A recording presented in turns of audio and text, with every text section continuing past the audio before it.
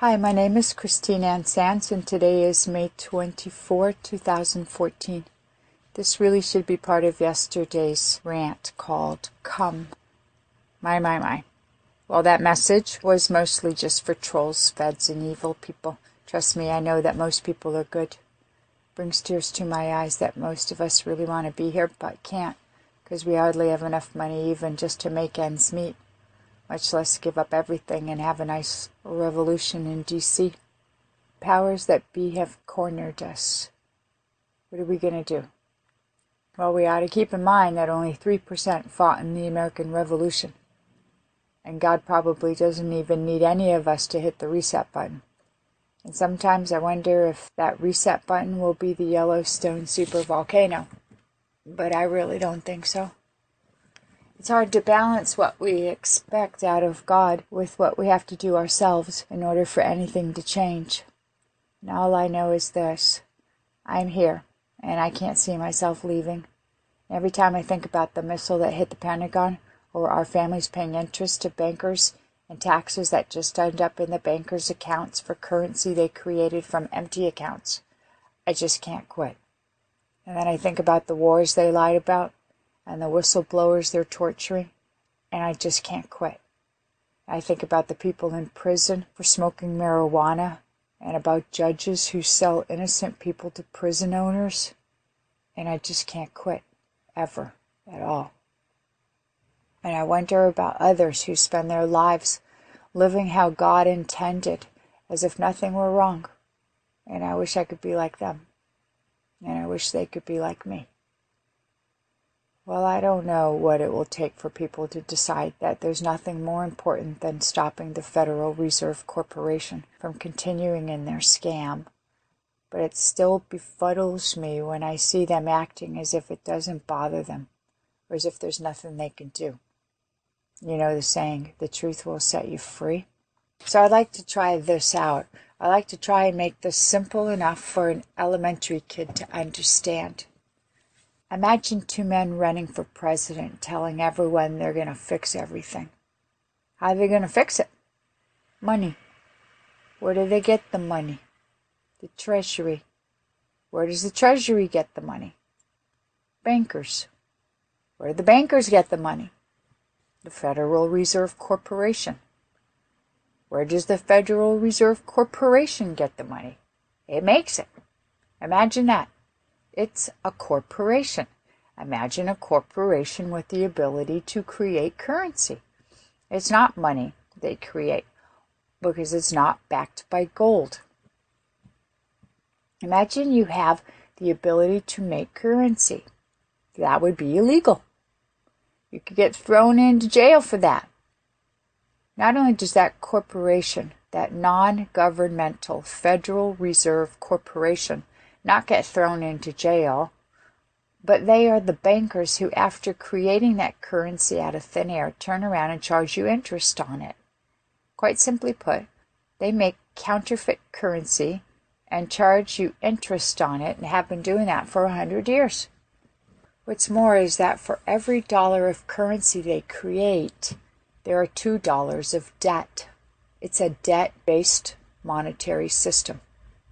All it is one big scam where the bankers collect interest and principal on money they made out of thin air. So when you hear people saying they want to end the Federal Reserve Corporation, that is why they want to do it. And they're right. The banking system scam has financially raped every American. Now, think of all the debt there is in America.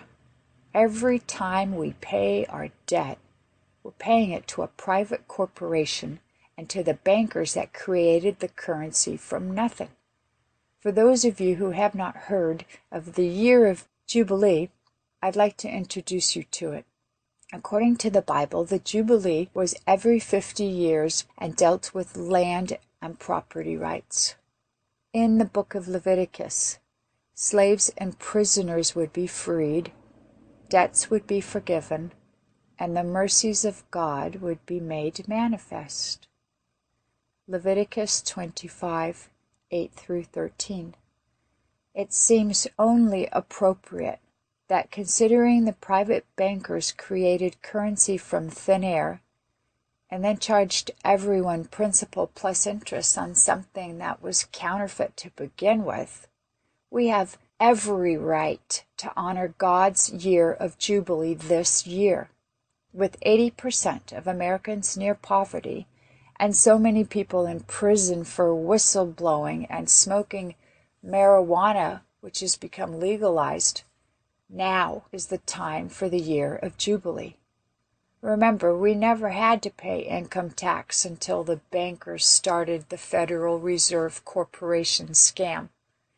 In fact, the income tax wasn't even supposed to happen because income is exchange and not gain. I envision a time when the banking system collapses, and I'm not alone. But I don't see that as a terrible time. I see it as a time for the year of Jubilee. I see it as the end of income tax. I see all debts forgiven. No more home mortgages, no more college loans, no more credit card debt. All the things you needed just to survive and still couldn't make ends meet. Both parents working and kids unattended and on the streets, fighting over money. Number one thing couples fight over is money. Having to get a college degree just to rack up tens and even hundreds of thousands of dollars in debt. Can't even find a job because the corporations have automated and outsourced.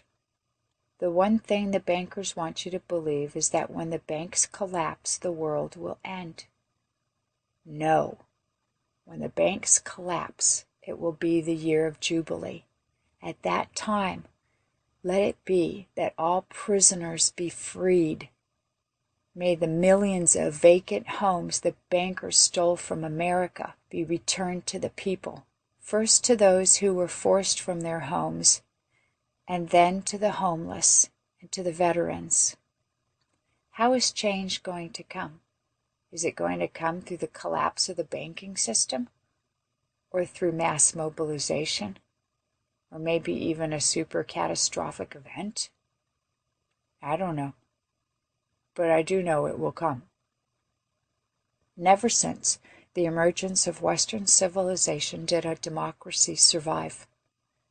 When democracies get big, they become corrupt and crash and burn from corruption. The United States government believes it has the right to kill people more than people have a right to the truth. Pray this comes now and not in winter. Remember, George Soros broke the Bank of England and profited $1 billion in one night. First quarter of 2014, he sold his shares in banks and bought gold and technology. I pray the people come to Washington, D.C. to demand what they will, rather than to be caught off guard and reap only the fallout from whatever havoc the bankers and the corrupt politicians throw at us. To think that they can now torture and kill us without a trial is reason enough for me to be here. But whatever's stopping you from coming to protest, ask yourselves, is it worth your hardship?